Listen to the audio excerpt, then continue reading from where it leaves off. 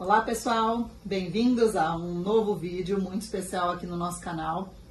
Hoje um tema especial a respeito de tipos de tratamentos para pacientes com câncer de mama.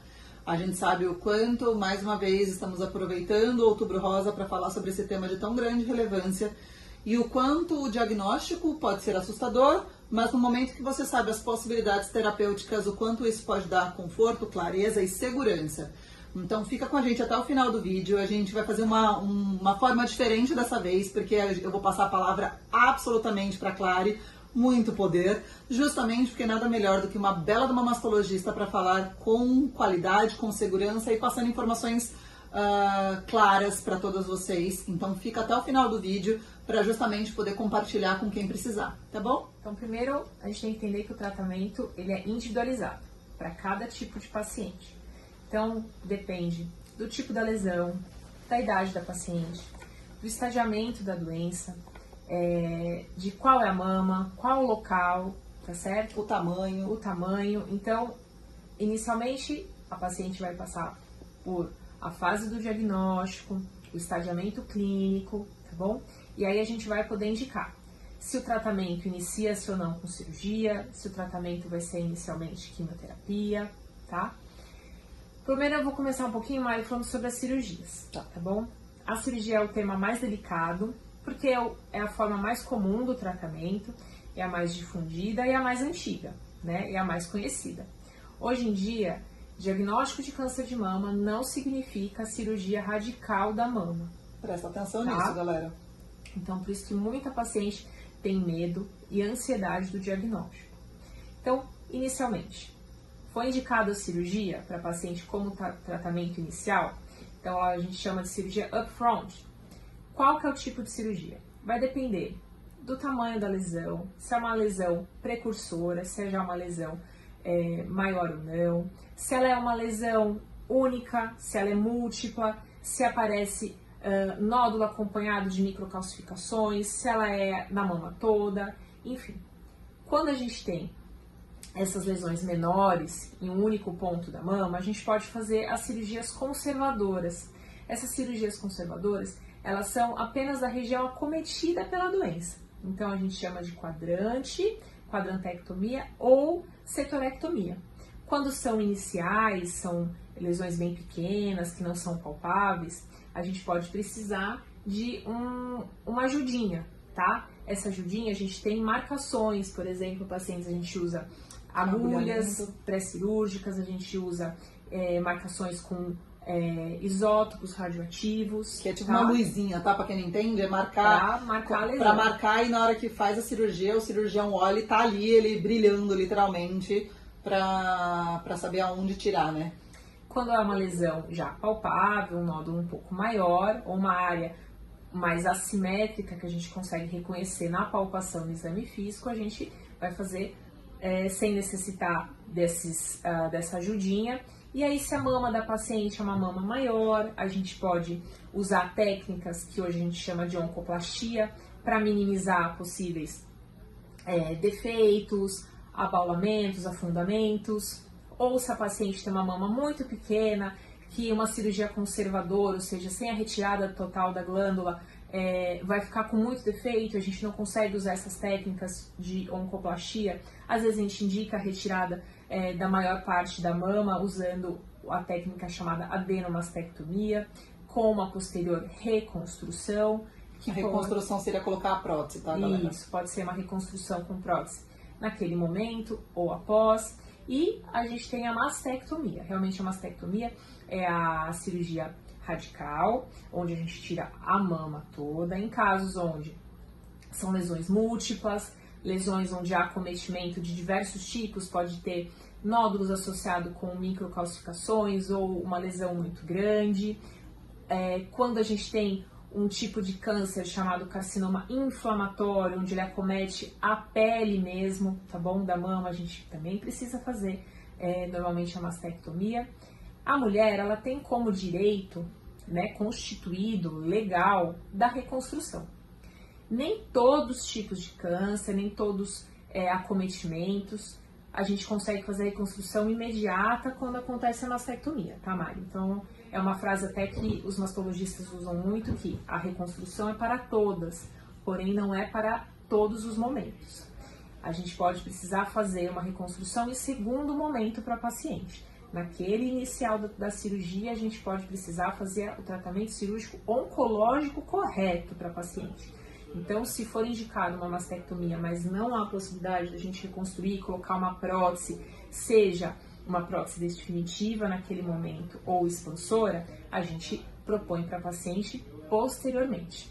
Com relação à cirurgia, claro, eu queria que você falasse um pouquinho a respeito. Tem muita gente que tem essa interpretação de mas se eu tirar só um nódulo, se eu tirar só um setor, só um quadrante, uma nodulé, qual é a segurança que a paciente tem de que não sobrou nada do tumor? Isso é muito interessante, é legal você falar para o pessoal. Na cirurgia, a gente faz o que é margem segura. A gente sempre tem que fazer a ressecção tumoral com uma margem de segurança.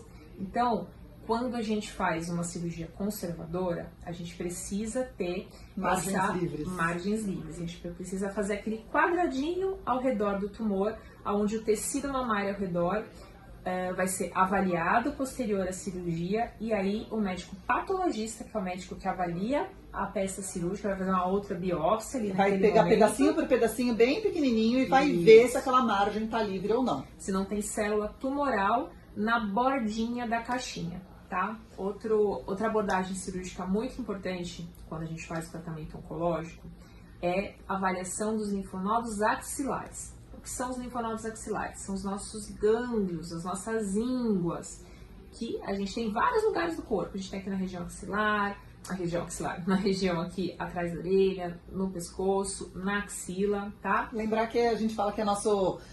são a junçãozinha de nossas células de defesa, né? Tipo, são eles. Tem gente que fica, nossa, olha o tamanho que tá isso aqui. Eu falo, que ótimo, filha, sinal que as suas ínguas estão conseguindo defender seu corpo de alguma possibilidade pior, né? Então, infelizmente, a manifestação fora do lugar de origem do tumor, como né, na mama, ela é de disseminação para esses gânglios, tá bom? Então, algumas células podem sair do tumor e migrar para os linfonodos. Então, também no procedimento cirúrgico, a gente faz a avaliação dos linfonodos sentinelas, tá? São os primeiros gânglios que aparecem aqui na região axilar. E aí, se por um acaso tiver acometimento desses linfonodos, a gente faz a ressecção de demais linfonodos axilares, que a gente chama de cadeia linfonodal. Lembrar que isso é justamente porque vocês pensarem, como a gente falou, os linfonodos seriam o nosso local de defesa. No momento que o linfonodo ele localizou a célula tumoral, né? Então, se houve a presença dessa célula tumoral ali naquele linfonodo, significa que aquela doença já saiu da mama. Vamos resumir assim. Já estaria começando a pipocar para essa cadeia linfonodal. Então, é isso que ela precisa ser retirada. E aí, outros tipos de tratamento. A radioterapia.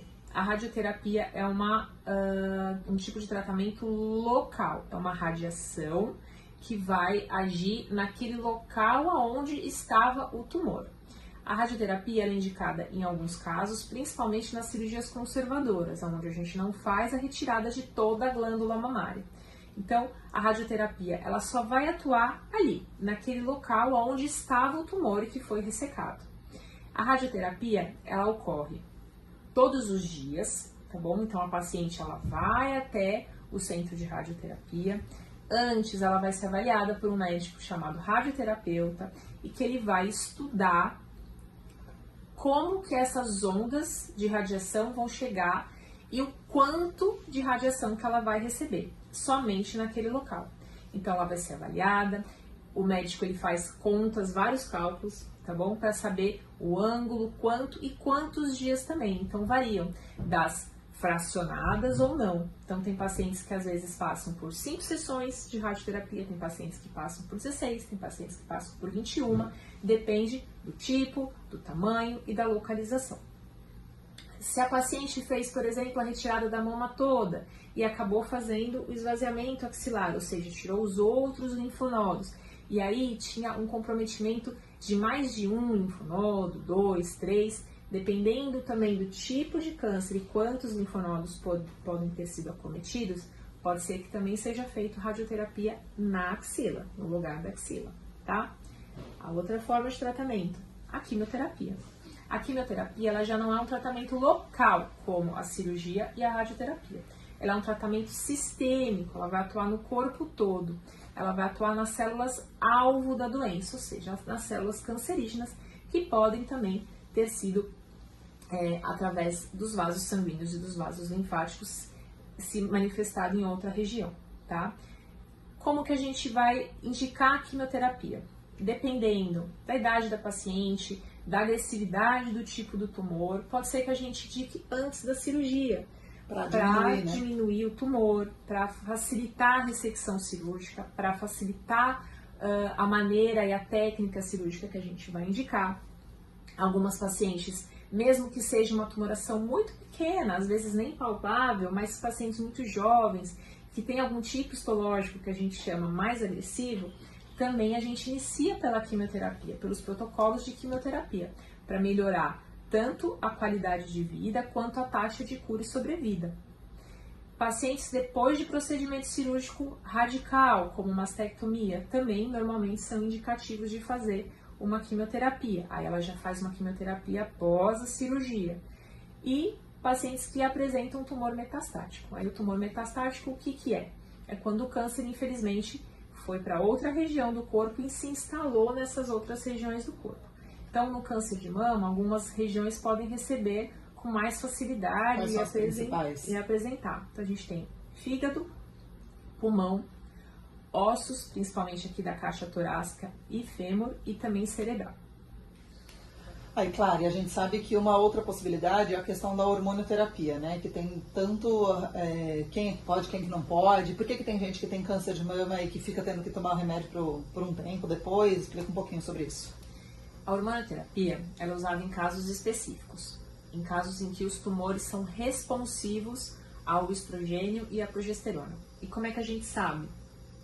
Quando a gente vai fazer a biópsia, vai vir o tipo histológico e o painel imunohistoquímico dessa paciente. Então, as pacientes que apresentam receptores positivos, a gente pode utilizar essa medicação.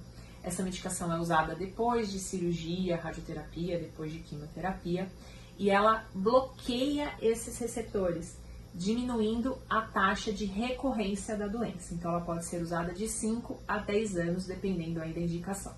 Legal. E também a gente tem uma outra forma de medicação, que é uma medicação chamada terapia-alvo, tá bom? Ela é baseada em testes genéticos do tumor. Também somente para alguns tipos de situações de câncer, que são os cânceres HER2 positivo. Para a gente saber quem tem esse HER2 positivo, ele também vem na avaliação daquele painel imunohistoquímico da biópsia. Aí vamos para a parte da curiosidade e da fofoca.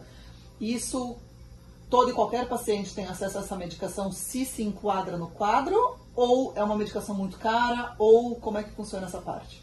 Então, se a paciente se enquadra, a paciente que tem o HER2 positivo, ela vai se enquadrar para receber medicações como, por exemplo, o trastuzumab, tá bom?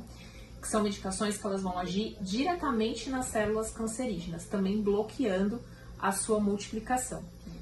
Ela é uma medicação cara, porém ela é difundida no SUS também, mas somente para as pacientes que têm o painel imunohistoquímico para isso. Tá. De todos esses tratamentos que eu falei aqui, todos são oferecidos sim pelo SUS, tá? Incluindo a reconstrução mamária no próprio ato operatório, ou no segundo momento, ou até uma reconstrução tardia. Então, se a paciente já tratou há alguns anos atrás, onde ainda não tinha difundido a reconstrução, a paciente pode sim e deve ser encaminhada para um serviço de cirurgia oncoplástica. Legal. Então, gente, mais do que perfeita essas explicações, separadinho cada uma das situações de tratamento. Como a gente sempre busca nesse nosso canal, que sejam vídeos de qualidade, com informações relevantes de qualidade, para que a gente possa propagar cada vez mais informações. Então compartilhe esse vídeo se você gostou. Se você tiver qualquer dúvida, deixa aqui escrito nos comentários. Se você passou por qualquer situação, se tem qualquer questionamento a mais a ser feito para que a gente possa complementar mais nossas informações para vocês, é só mandar. Curte, compartilha. Muito obrigada por estar aqui com a gente de novo até o final.